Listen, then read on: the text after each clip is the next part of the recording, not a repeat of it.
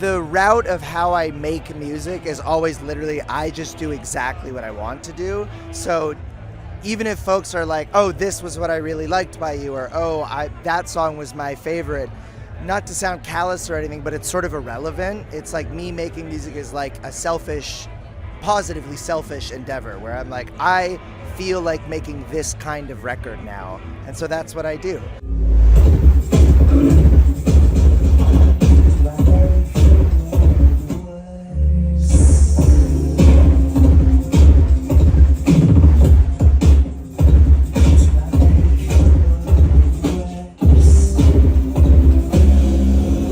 There was this sort of thing that was very misconstrued with my first record, Cerulean, where that came out and everybody thought that's exactly who I was. And there was like no faceted nature to my music.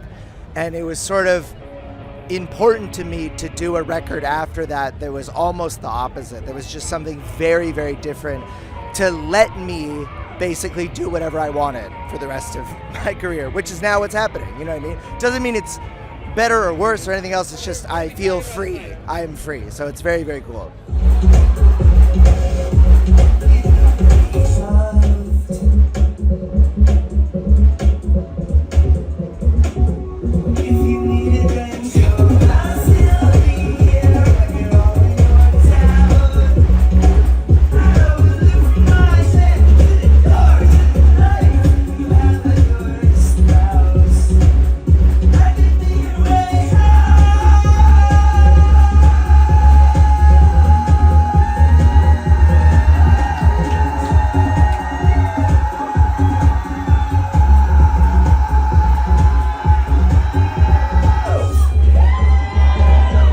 It's a hard thing to like teach somebody because so much of the learning process is hearing other people's music and imitating other people's music or art or whatever it is in order to sort of get your structure together and understand what you want to do.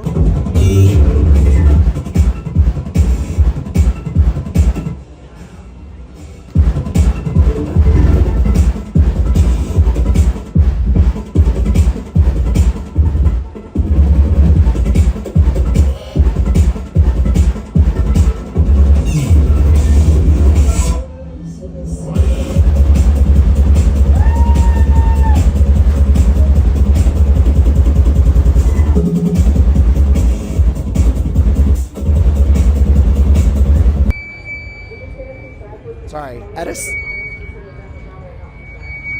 oh my God.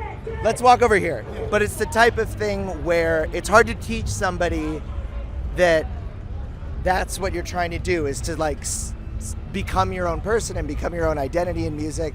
But the way you do it is like imitating for a long time, you know, copying other people's work and trying to build a structure of what you want to do.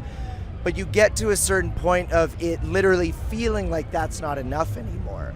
Like you almost can't help but want to make things your own. So for me, the version of that was like doing shitty Bjork knockoff type music for years that was terrible.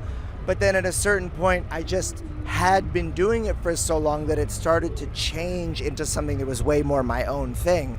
And I became more aware of what I liked. Like, I like when I make this kind of music. I like when it feels like this, or the response my brain is giving to how all the sound is happening, blah, blah, blah.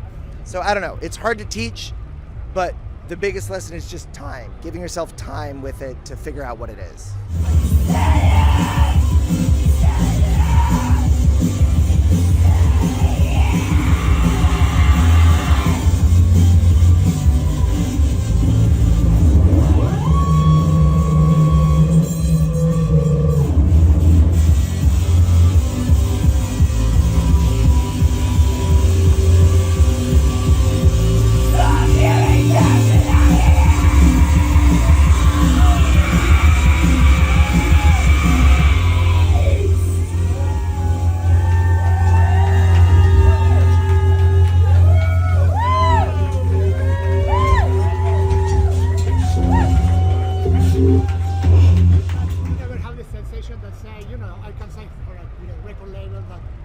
Secure my financially future.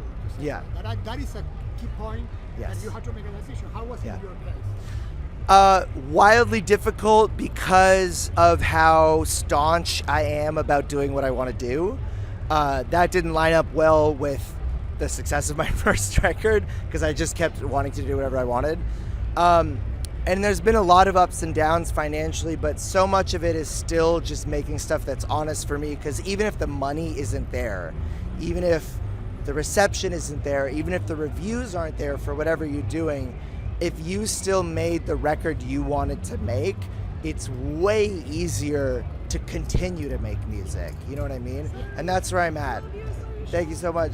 That's where it's kind of at. It's like this thing where I've had critical reviews of stuff that I've done, like kind of all over the place, and reception and whatever.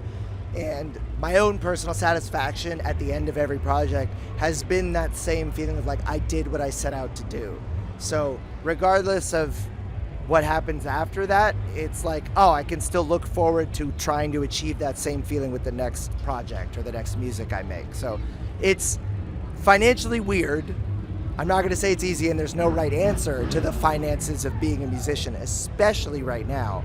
But I've been lucky enough that the same people have followed what I've done and continue to want to support what I do while I still have the creative freedom I've always dreamed of. You know, it's very, very good. I feel very lucky.